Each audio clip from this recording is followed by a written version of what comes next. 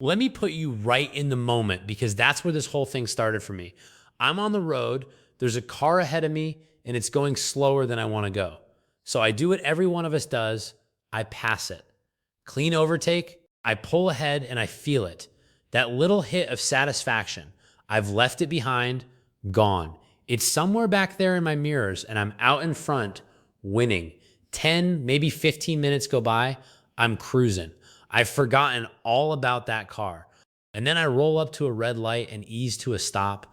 I glance to my right and I genuinely freeze because there it is, that exact same car right next to me, side by side, as if I had never overtaken it at all. And I want to be honest about something up front. I'm not here to tell you to speed. Drive by the rules. This isn't a go faster video. It's the opposite. Because sitting at that light, staring at that car, I had this nagging question I couldn't shake. I drove faster than it. I objectively covered ground quicker. So why didn't I actually get anywhere sooner? Why was I fast, but not early? I had a feeling the answer wasn't luck. It wasn't a coincidence. It wasn't traffic gods playing a joke on me. It felt like something underneath the surface, something hiding in the math. And it turns out it is. So that's the question I want to chase, starting from that exact moment at the traffic light. Why does going faster than the car next to you not actually win you the time you think it does? To answer, we have to start with a number that almost everybody gets wrong without realizing it: average speed. Here's the trap. Imagine a trip where you drive part of the way at 120 kilometers per hour and part of the way at 80. Quick, what's your average speed? Almost everyone instantly does the same thing in their head. They add 120 and 80, divide by 2, and say 100. It feels obvious, it feels clean, and it is completely wrong. Average speed over a fixed distance is not the arithmetic mean of your speeds. That little mental shortcut, add them up, divide by 2, is exactly the thing that fools us. And once you see why it's wrong, you can never unsee it. It changes how you think about every trip you take. So why does adding and halving fail? The whole problem is hiding in one word: time. Speed isn't just a number you average like test scores. Speed is distance divided by time. And the catch is that when you drive at two different speeds, you don't spend the same amount of time at each one. You spend more time at the slower speed because going slow by definition takes longer. That's the subtle thing the naive average ignores completely. The arithmetic mean treats both speeds as equally important. But they're not equally important because they don't get an equal slice of your trip's time. The slow part hogs the clock. And whatever hogs the clock dominates the average. Let's actually prove that with real numbers because this is where it gets satisfying. Let's take a clean concrete trip, 100 kilometers total. We'll split it into two equal halves, 50 kilometers and 50 kilometers. On the first half, you drive fast, 120 kilometers per hour. On the second half, you slow down to 80 kilometers per hour. Same distance each half. Two different speeds. The naive guess says the average is 100. Let's find out what it actually is. To get the real average speed, we can't average the speeds, we have to find the total time. So we go segment by segment, time equals distance divided by speed. The fast half, 50 kilometers divided by 120 kilometers per hour. That gives us 0.4167 hours. Call it 25 minutes. That's how long you spend on the quick part. Now the slow half, 50 kilometers divided by 80 kilometers per hour. That comes out to 0.625 hours, about 37 and a half minutes. And look at that right away. Same 50 kilometers of road, but it eats up far more of your time. 25 minutes on the fast half, 37 and a half on the slow half. The slow part is already winning the battle for your clock. Add the two times together. 0.4167 plus 0.625 gives us 1.0417 hours for the whole 100 kilometers. So now the real average speed is just total distance over total time. 100 kilometers divided by 1.0417 hours. And that comes out to about 96 kilometers per hour. Not 100, 96. Now, 4 kilometers per hour might not sound dramatic, but sit with what just happened. You drove at 120 and at 80, speeds that seem to bracket 100 perfectly, and your true average landed below the midpoint.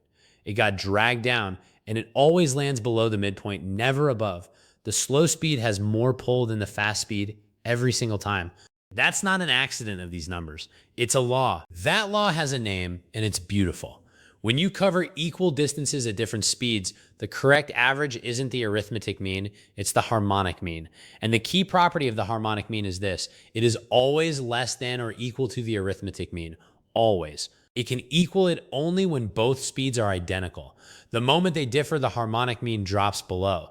And here's the intuitive reason in plain language. With equal distances, you spend more time in the slow segment than in the fast one. So when you average, the slow speed is weighted more heavily. It counts for more because it occupies more of the trip. The arithmetic mean pretends both speeds get equal weight. The harmonic mean is honest. It gives the slow speed the extra weight it actually earned by stealing more of your time. This is why the trap is so seductive. Your brain looks at 120 and 80 and naturally splits the difference because that's how we average everything else in life.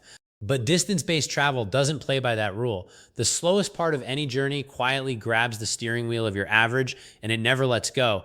Hold on to that idea because it's about to explain the entire mystery at that traffic light. Let me push the point one step further because it gets even more dramatic the bigger the gap.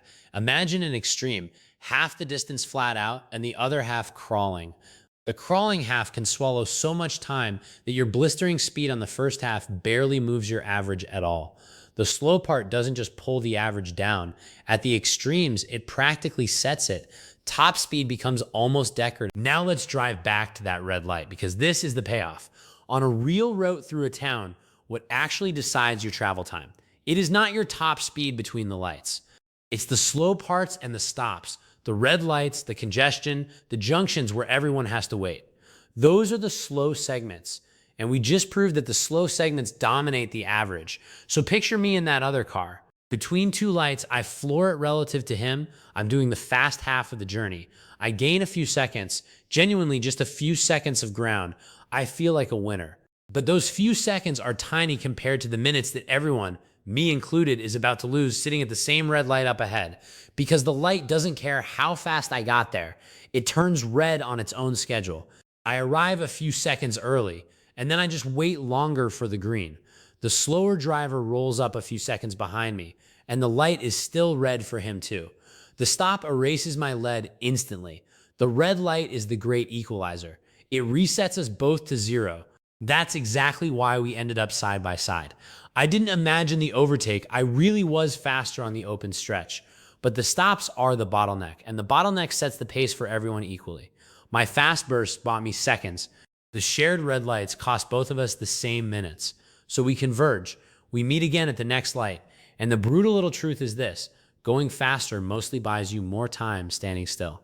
Let's zoom out because this scales up to the whole way we think about getting places. Raising your top speed has sharply diminishing returns on your total travel time. The first chunk of speed helps a little. After that, each extra push gives you less and less because the parts you're speeding through were never the parts eating your time in the first place. Think back to the harmonic mean.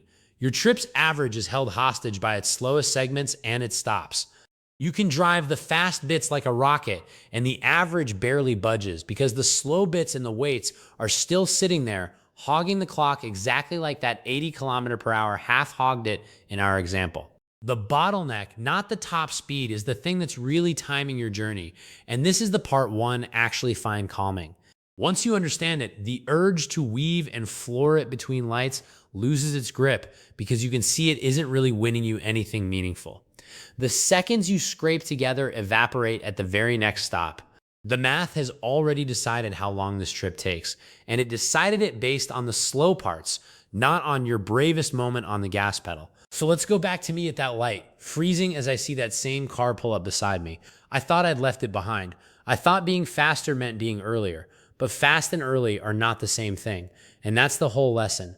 I was fast in the moments that didn't matter, and the moments that did matter, the stops, treated both of us identically. You thought arriving late was about how fast you drove. You thought catching up to that same car was just bad luck, some random twist of the road.